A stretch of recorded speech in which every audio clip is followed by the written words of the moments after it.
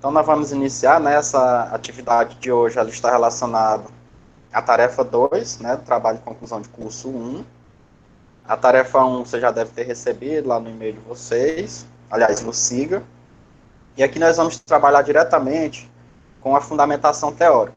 Né? Alguns eu já vi que já iniciaram, mas a gente pode dar uma melhorada, certo? Vamos ver aqui o que a gente vai mudar. Nessa primeira parte, vou apresentar alguns conceitos, né? O que é fundamentação teórica? Né? Consiste na revisão de textos. Esses textos, eles variam, né? Eles podem ser livros, eles podem ser capítulos de livros, eles podem ser artigos de revistas, eles podem ser artigos de eventos, eles podem ser de sites, eles podem ser legislação, podem estar em CD, DVD. Então, esse material que está publicado, vocês podem utilizar de acordo com aquilo que vocês vão necessitar para dar fundamentação ao trabalho de vocês, certo?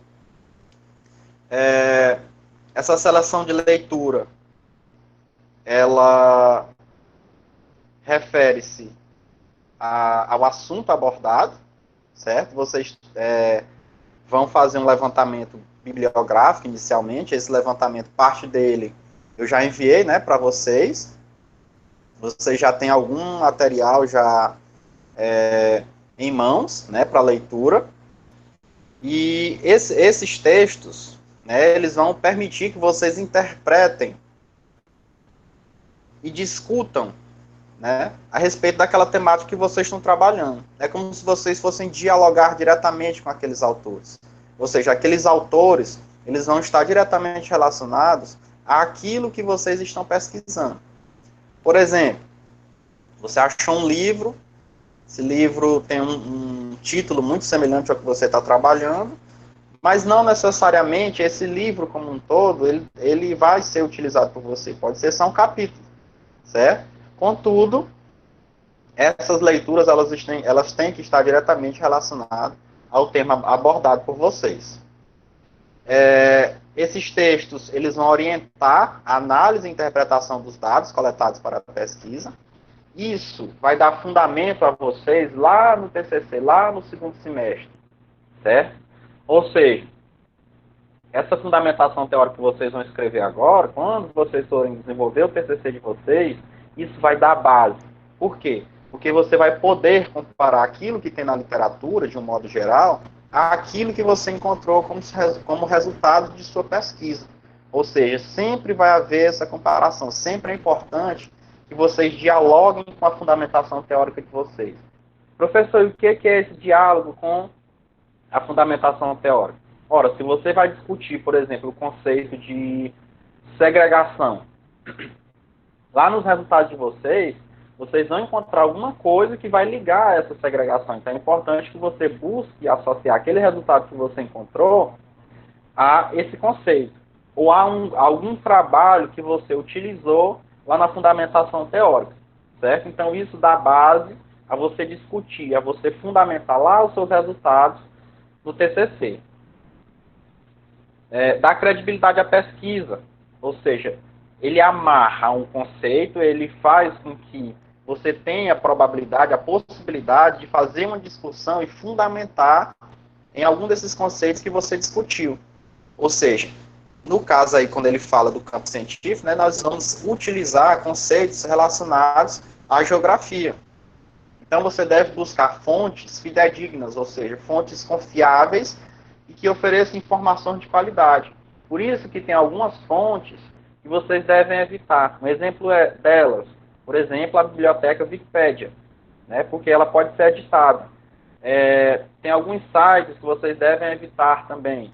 Então, assim, o importante é que você encontre uma fonte de pesquisa, uma fonte bibliográfica, que lhe permita dizer que aquela fonte é confiável, certo? Aí vocês têm livros, revistas, artigos de evento, etc.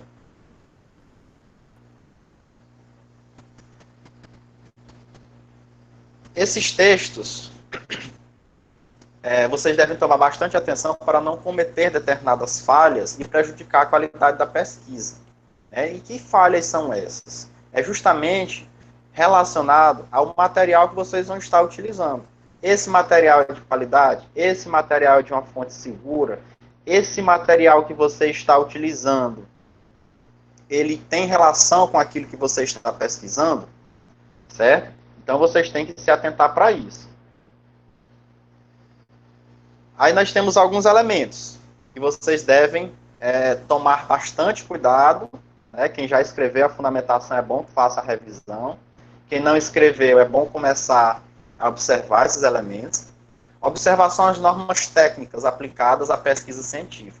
Ah, professor, mas o importante é o conteúdo. De fato é. Mas em pesquisa, vocês têm que se atentar também para a estética e para a técnica. Certo? Até mesmo a forma de você escrever, a quantidade de linhas de um parágrafo, vocês têm que observar. Certo? Então, é essencial que vocês observem as normas da ABNT, principalmente a norma 6023, que é aquela norma, aliás, além da 6023, tem outra, né? Não recordo agora, mas depois eu repasso para vocês. No caso da 6023, ela está relacionada às referências, que eu vou explicar mais adiante. Mas é importante que vocês observem a norma técnica relacionada à forma de fazer citações. Eu vou apresentar algumas, talvez sejam as que vocês mais vão utilizar, certo? É preciso que haja uma correta redação, certo? Ortografia, concordância, coerência, coesão. É preciso que vocês observem essa situação bem aí. Professor, mas o que é essa correta redação? É você observar as normas da língua portuguesa. É você observar a concordância, é você observar a correta forma de escrever, é você observar a coesão. Por exemplo, em alguns textos da tarefa 1, eu já observei, não me recordo, também não faz sentido lembrar o nome, mas tem alguns trabalhos, tem alguns textos, em que os parágrafos eles não se comunicam. Ou seja, é como se fosse um parágrafo aqui e o outro não tivesse nenhuma correlação com o anterior. Então, isso não pode ocorrer.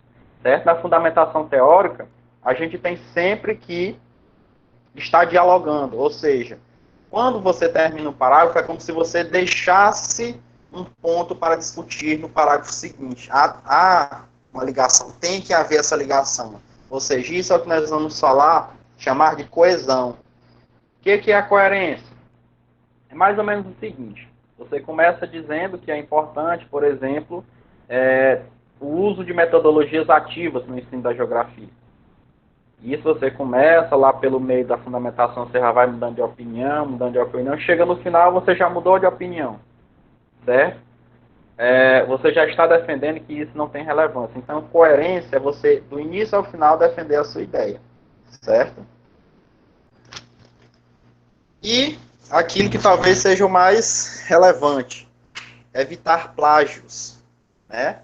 Evitar plagiar o conteúdo que serviu como referência para a teorização do trabalho. Isso vocês têm que ter o máximo cuidado possível, certo? Vocês sabem, de acordo com a Lei de Direitos Autorais, plagiar é crime, certo? E o quarto elemento, não se limitar ao uso de um ou dois autores para representar as abordagens conceituais. O que é isso? É você, por exemplo, pegar o cicrano e o fulano e começar a dialogar só com eles dois. Será se só o cicrano e o fulano que tem trabalhos a respeito daquele conceito? Será se é só o cicrano e o fulano que dialoga, que fala sobre, por exemplo, segregação socioespacial? Será se só são esses dois autores que falam sobre inundação? Será se só são aqueles dois autores que falam sobre vulnerabilidade? Será que só tem dois autores que falam da pequena produção no meio rural? Creio que não. Né? De todos os temas que eu tenho conhecimento de vocês, que vocês estão trabalhando, sempre tem mais de 2, 3, 4 autores que dialogam sobre aquilo dali. Então é importante que você não faça a sua fundamentação baseada apenas em dois autores. Né? Vá mesclando, utilize um autor chamado clássico, né, aqueles que já escreveram há 20, 30 anos, e aí você introduz a fala de um autor mais recente. É importante o seguinte, que até nisso vocês têm que se atentar. sempre as falas mais antigas, de autores mais antigos, elas vêm primeiro. Então você vai ordenando pela cronologia. Por exemplo, tem um autor lá de 1940. Tem relevância para o seu trabalho? Se tem, você vai botar primeiro ele. Ah, mas tem um outro trabalho de 2018 que tem relevância. Então esse vem depois. Então há uma cronologia na forma de discutir. Mas por que deve haver essa cronologia? Ora, porque o conhecimento ele não é estático, certo? Aquele autor lá de 1940, embora ele tenha uma visão de mundo que talvez seja relevante para o seu trabalho, nós já estamos em 2020, então talvez aquela visão de mundo dele não seja mais a que condiz com a atualidade, certo? Então é interessante que você coloque sempre os autores, os primeiros autores sejam os autores mais antigos. Passando adiante. Selecionar autores mais significantes que estudaram o assunto e suas diferentes abordagens. É isso que eu havia falado anteriormente, certo? Você vai fazer essa mescla de autores clássicos com autores mais recentes, certo? Para ver essa abordagem, ver o que foi que mudou nesses conceitos que vocês vão utilizar ao longo da fundamentação. Torna-se mais fácil delimitar por subtítulos, né? Que é isso que vocês vão fazer na tarefa 2, que é o que lá pede para vocês escreverem na forma de tópicos, certo?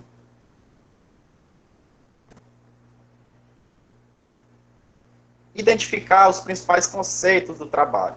Ora, vocês já delimitaram o trabalho de vocês na tarefa 1. Então, o que seria esses principais conceitos? Ora, se eu vou trabalhar com a vulnerabilidade social a inundações, por exemplo, os meus principais conceitos vão ser o quê? Vulnerabilidade e inundação. Então, para cada um desses dois conceitos, eu tenho que escrever um tópico. Um tópico falando sobre vulnerabilidade, um tópico falando sobre inundação. Se eu vou trabalhar com metodologias ativas no ensino da geografia, primeiro eu tenho que começar falando do ensino de geografia de um modo geral. Depois eu posso falar sobre a legislação pertinente ao ensino de geografia. Que legislação? LDB, PCN, algum parecer do Conselho Municipal, Estadual, Federal. E, consequentemente, abordar o que são essas metodologias ativas. Ou começar, por exemplo, falando de metodologias no ensino da geografia de um modo geral, até chegar às metodologias ativas. Isso aqui é delimitar, por exemplo, por tópicos, essa discussão que vocês têm que fazer. O outro passo, identificar as abordagens dos diferentes autores sobre os conceitos. Ora, nós estamos num mundo diversificado, então, vários autores vão concordar com aquela sua abordagem. Contudo, vários outros podem discordar, então você tem que fazer esse diálogo, certo, entre os autores. Apresentar um histórico sobre os principais trabalhos já feitos sobre o assunto. Isso vai ser de extrema importância. Por quê? Porque lá na fundamentação, lá no TCC, né, no segundo semestre, você vai precisar dialogar com esses autores. Então, quando você já fez essa abordagem, quando você já fez esse levantamento histórico dos principais trabalhos já feitos sobre o assunto, você tem a possibilidade de comparar esses trabalhos com aquilo que você encontrou. Por exemplo, o fulano, o cicrano, que trabalharam a mesma coisa que você lá em Teresina, encontraram o mesmo resultado. Mas os resultados do trabalho do Beltrano foi diferente. Então isso você tem que apresentar lá na sua discussão do TCC durante o segundo semestre. Aí nós temos a parte de leitura, né? Nós vamos ter uma leitura normal, que é aquela que você faz sem nenhuma preocupação, é a leitura que você faz no dia a dia de algum outro livro. E a leitura seletiva, ou seja, é aquilo que você vai retendo a partir daquela sua leitura. Essa leitura seletiva, ela lhe permite explorar o texto mais a fundo, né, destacar as principais ideias do autor e, consequentemente, posteriormente, buscar informações específicas sobre aquele seu conceito, certo? Aí nós temos a parte mais prática, né, de citação. O que é uma citação? Nada mais é do que uma menção de uma informação extraída de outros documentos, de um livro, de uma dissertação, de uma tese, de um artigo de revista, de uma lei, certo? Então, citação nada mais é do que uma informação que você extraiu de algum lugar e vai utilizar no seu trabalho. Ela tende a contextualizar o trabalho na temática, né? Vai dar credibilidade. Por quê? Porque você vai estar registrando a opinião que é similar à sua. Ou, se você está utilizando o método dialético, aquela opinião vai ser oposta à sua, certo? Nesse caso, a relevância disso é que vai lhe dar uma base, né, teórica. Todo e qualquer cientista faz isso. Se vocês pegarem, por exemplo, um artigo que foi publicado lá em qualquer revista internacional, vocês vão ver que tem uma fundamentação teórica. Ou seja, todo e qualquer cientista faz isso. Ele se utiliza de uma base bibliográfica que já existe e situa o trabalho dele dentro dessa base bibliográfica. O que é isso? Nada mais é do que ele dizer o que foi que ele fez que os demais cientistas ainda não fizeram, certo? Não se pode escolher apenas citações que te agradam, que corroboram as suas hipóteses. As teorias precisam conversar. É mais ou menos o seguinte: é você pegar só autores que vão concordar com aquilo que você está dizendo. Isso não pode. O que você deve fazer? Bota um autor ou autores que são contrários, que fazem uma abordagem contrária àquilo que você pensa. Coloca autores que defendem aquilo que você pensa e lá no final você faz uma síntese, né, dando o seu ponto de vista a respeito daquela temática. Aí nós temos as citações indiretas, que nós também chamamos de paráfrase, né, que é quando você utiliza a ideia de quem escreveu, mas você não escreve tal qual está lá no texto, você utiliza suas próprias palavras, certo?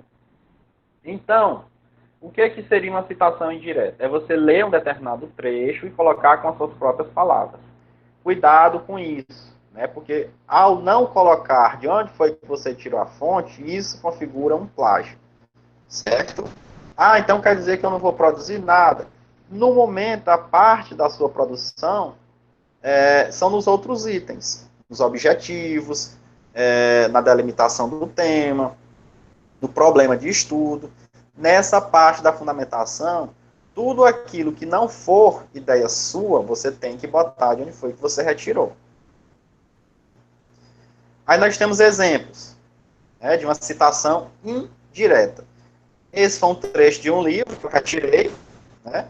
Eu peguei um determinado parágrafo, achei que isso era relevante para na minha pesquisa e coloquei. Essas palavras não estão dessa forma lá no livro. Mas eu tive que referenciar porque a ideia central não era minha, embora eu tenha escrito com minhas próprias palavras.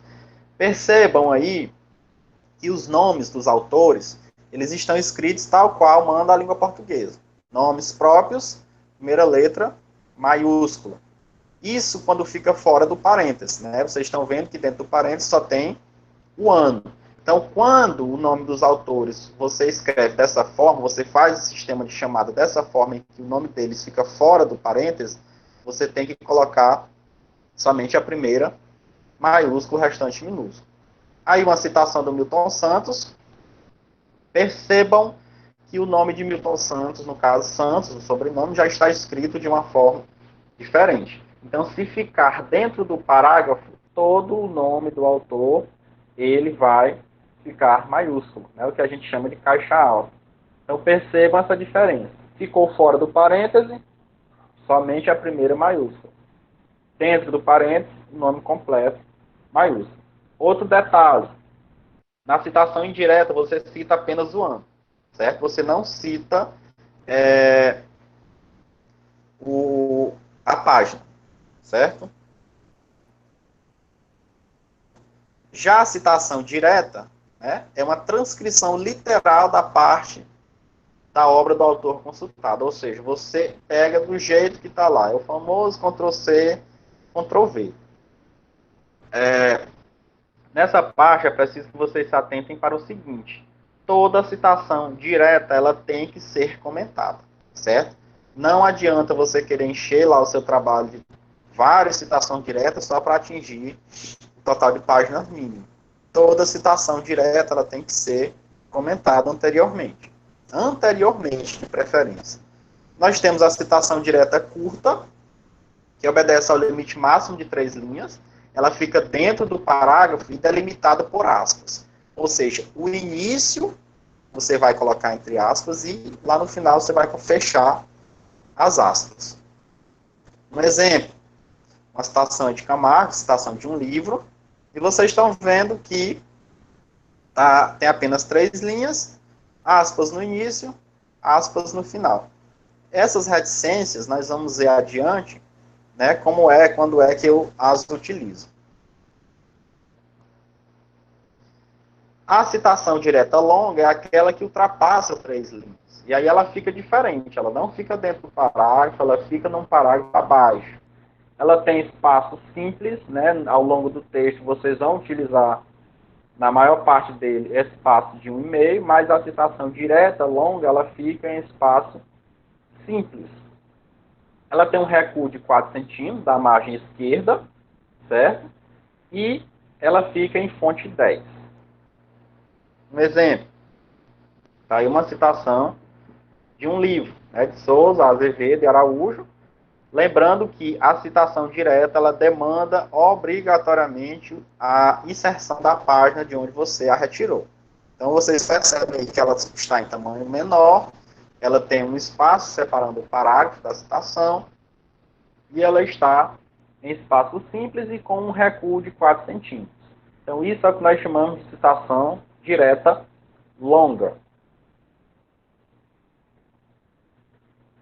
Um outro exemplo, isso daí ainda me permite dar outro exemplo para vocês, de um outro momento, certo? Vocês viram na citação anterior que ela tem 3 autores, então até 3 autores eu cito o nome dos 3. Passou de 3, tem 4, 5, 6 autores, eu já não utilizo mais o nome de todos, certo? Por exemplo, se tiver 4 autores, eu vou utilizar essa expressãozinha em itálico aí que vocês estão vendo, né? Real, que significa que tem mais autores além de Neves. Contudo, da mesma forma, autor, ano e a página. Obrigatoriamente tem que ter a página. A famosa citação da citação. Por favor, evitem ao máximo fazer isso, até mesmo porque é uma das mais complexas de a gente colocar da forma correta. Quando é que eu faço uma citação da citação? Por exemplo, tem um livro do Milton Santos que não se encontra mais em lugar nenhum. Não tem para vender, não tem PDF, não tem lugar nenhum. Então, a única saída qual seria? Eu fazer o que nós chamamos de citação da citação. O que é uma citação da citação? Por exemplo, você está lendo um texto de um autor, e aí você viu em um determinado local que ele utiliza uma citação de Milton Santos, justamente daquele livro que você queria utilizar, mas você não tem acesso, certo? E aí você vai citar aquele autor que citou Milton Santos. Então isso é o que nós chamamos de citação da citação, e aí nós utilizamos uma palavrinha em latim que significa apud, aliás, quer dizer, que no caso é apud, que significa citado por, certo? Então ela vai ficar dessa forma aqui, ó. Tá aí uma citação da citação, né? Quem citou quem aí? A mim citou Santos, no caso aí Milton Santos. Então como é que eu coloco? Vou colocar sempre o autor que foi citado, né? No caso Santos, o ano do texto de Santos, a palavrinha apud e o autor que citou o primeiro autor, né? Que no caso foi a mim, coloco o ano e coloco a página. Muito cuidado com essa citação da citação. Por quê? Porque se a mim entendeu de forma incorreta, você também vai entender de forma incorreta, certo? Utilizem isso daí em último caso. Um outro tipo de citação é o que nós chamamos de omissão. Você achou um parágrafo lá no livro ou em qualquer outro texto, e aí você não quer utilizar aquele trecho todo, até mesmo que pode ser muito extenso. E nem todo aquele parágrafo lhe interessa. né? Só um pedacinho dele é que ele interessa. Então, como é que a gente faz? A gente omite uma parte dele. E aí, como eu havia falado anteriormente, é onde entram as reticências. Anteriormente, há algum tempo atrás, nós utilizávamos parênteses, certo? Agora nós utilizamos colchetes. Então, essas primeiras reticências aí, significa o quê? Significa que antes de acesso tinha um outro texto, tinha um outro pedaço, só que não me era importante esse outro pedaço. Não contribuía para mim, nem para o meu texto. Um detalhe, cuidado quando vocês forem fazer isso, para não fazer com que aquele trecho que você está utilizando, ele fique sem sentido, ele deixe o seu texto sem sentido, ou mesmo a fala do autor sem sentido, certo? Então, cuidado quando vocês forem fazer esse tipo de citação.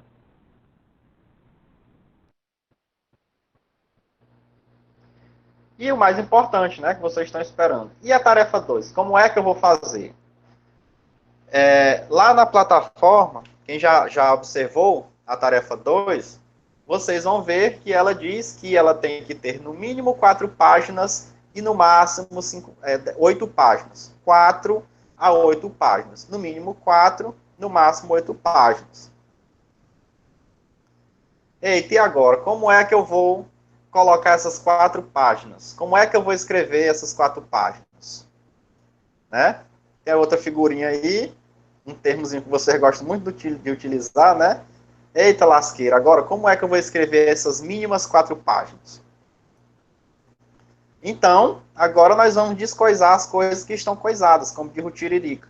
Né? Nós vamos ver alguns exemplos como fazer essa tarefa 2.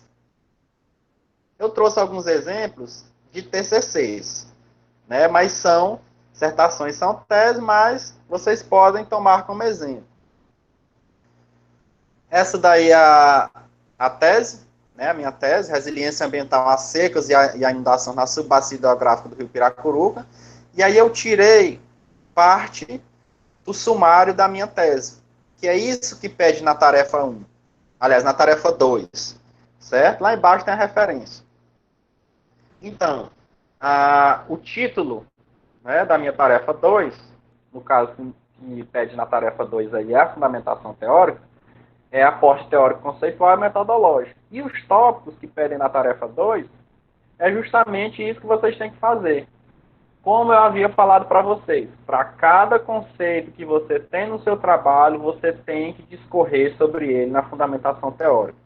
Então, o que foi que eu utilizei de conceito na minha tese? Eu trabalhei com a análise integrada da paisagem enquanto método, eu trabalhei com o recorte espacial bacia hidrográfica, eu trabalhei com o recorte temático, que era foco do estudo, que era os desastres naturais, no caso as secas e as inundações, e trabalhei com a vulnerabilidade social e a resiliência ambiental. Então, para cada um desses conceitos que eu trabalhei, eu escrevi um tópico. E é isso que vocês vão ter que fazer agora na tarefa 2. Um outro exemplo, da dissertação do professor Linneu. Título da dissertação dele: Sistema de avaliação de geografia no município de Alongá, situações reais, descaminhos e possibilidades. Também tirei esse pedacinho aí lá do sumário da dissertação do professor Linneu. Está lá embaixo a referência, né, da dissertação do professor Linneu. Ensino de geografia, gestão e planejamento escolar, fundamentos teóricos e metodológicos. Então tá aí os 4 tópicos, né, subitens, que o professor Linneu escreveu para esse item aí. O primeiro, uma discussão sobre o ensino de geografia, o processo de ensino-aprendizagem, a gestão e planejamento escolar e a prática docente. Então, vocês estão vendo que, de acordo com a temática do professor Linneu, nós temos aí 4 itens. Um outro exemplo, título aí da dissertação do professor Ícaro, né? Vulnerabilidade socioambiental dos setores censitários às margens do Rio Poti, no município de Teresina, defendido lá no programa de pós-graduação em Geografia da Universidade Federal do Piauí. Está aí a referência do professor Ícaro. Então, tirei lá também do sumário da dissertação dele, ele fez 3 subitens para esse item, né? No caso aí, geografia e sociedade e natureza, arcabouço teórico conceitual. Então, para cada conceito que ele utilizou, ele também trabalhou um subitem, né? Falou de sociedade, natureza e paisagem, falou da questão do rio, né? Que era o recorte dele, recorte espacial, e o tema de estudo, que eram as vulnerabilidades. Um outro exemplo, muito relacionado aí ao que o Misael vai pesquisar, né? Não sei se ele está participando, não deu para ver, mas é o espaço sagrado e lugar, né? Contribuições do protestantismo. Então, tirei também lá do sumário dessa dissertação, dessa monografia de graduação, aliás, que tem como título, né, Experiências Protestantes e a Relação com a Geografia, Teoria e Método. Então, está aí os 5 subitens que o pesquisador delimitou, certo? Os vieses da geografia, a concepção de humano e o lugar, né, as experiências do espaço sagrado, a identificação do lugar e a espacialidade, e da igreja cristã primitiva ao protestantismo no século XXI. Então, para cada conceito que ele utilizou, no texto dele, ele escreveu um subitem. Um outro exemplo, proposta didática para o ensino de solo na disciplina de geografia. Né, a fundamentação teórica é composta por 5 subitens. Né, o solo e alguns conceitos, o solo no contexto do espaço geográfico, o ensino de geografia, os parâmetros curriculares nacionais de geografia, né, o que é que eles falam sobre o solo, caracterização do solo no livro didático e as atividades práticas no ensino de geografia. Então, delimitou até ensino.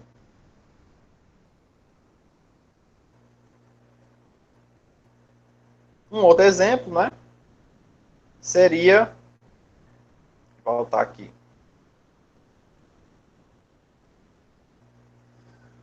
achei bem interessante isso daí, né? O título de uma dissertação, de uma tese defendida lá na Universidade Estadual do Ceará, os territórios da fantasia, né? A produção socioespacial de resorts no litoral do Ceará.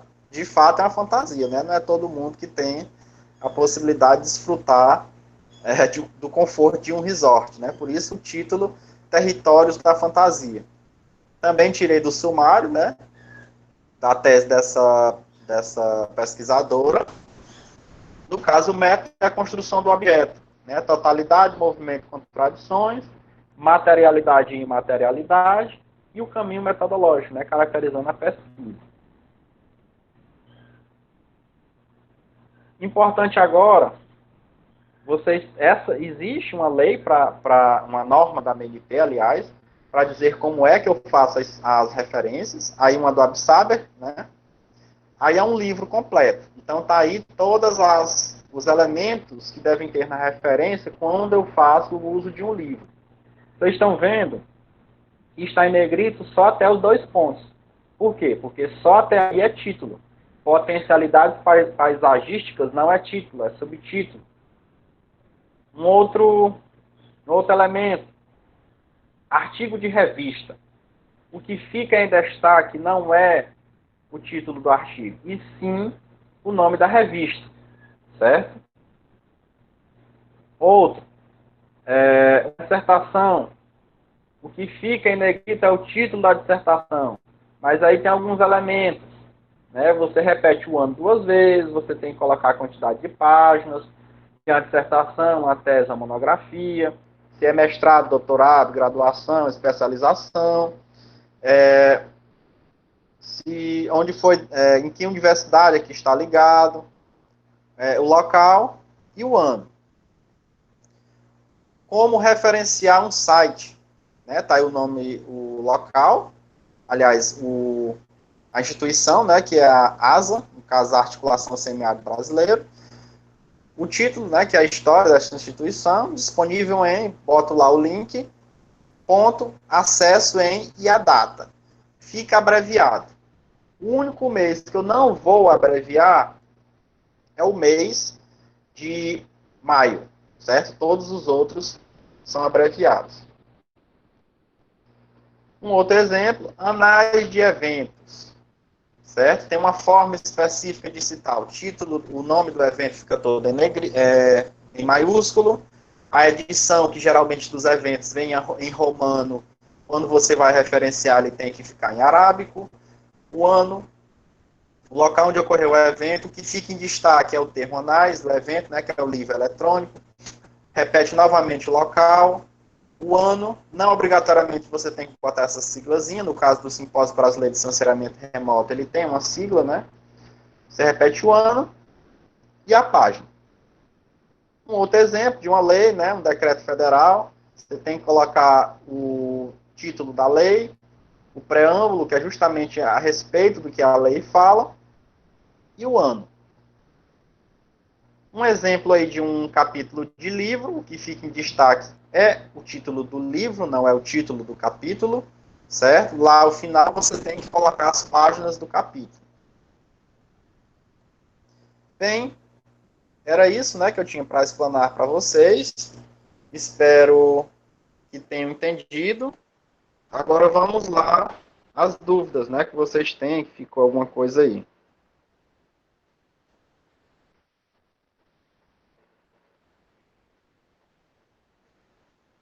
Nenhuma dúvida?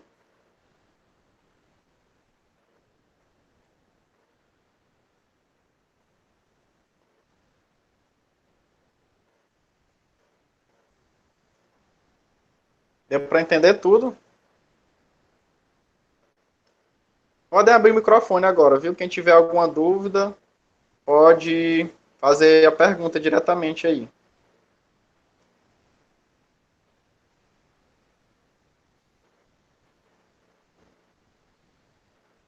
Tudo entendido?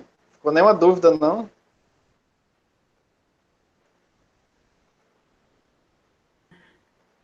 E, professor, só teve Diga. uma coisa que eu não entendi muito bem, a citação da citação, que eu fiquei um pouquinho com dúvida. É para você repetir mais ou menos aí? Bem, citação da citação vai ser justamente quando, por exemplo, você está trabalhando com ensino de geografia. Aí você encontrou um autor lá da década de 70, 1970, né, que trabalha um determinado tema que é relevante para o seu estudo. Só que aí você não tem mais acesso a essa obra. Mas você encontrou dentro de um artigo científico, dentro daquele artigo científico, aquele autor cita aquela obra que você queria ter acesso, mas não tem. Então, a citação da citação é que você está citando um autor que citou aquele autor mais antigo, certo? Então, isso é o que quer dizer citação da citação. Você faz quando você não teve acesso àquela fonte primária, que no caso, geralmente, é aquele autor mais antigo, aquele clássico, que a gente não consegue mais encontrar nenhuma fonte, nenhum livro dele, na internet, por exemplo, ou para comprar. Então, aí, nesses casos, você recorre ao que a gente chama de citação da citação. Você citou um autor que foi citado por outro. Ficou melhor? Ah, entendi. Mais alguma pergunta? Alguma dúvida?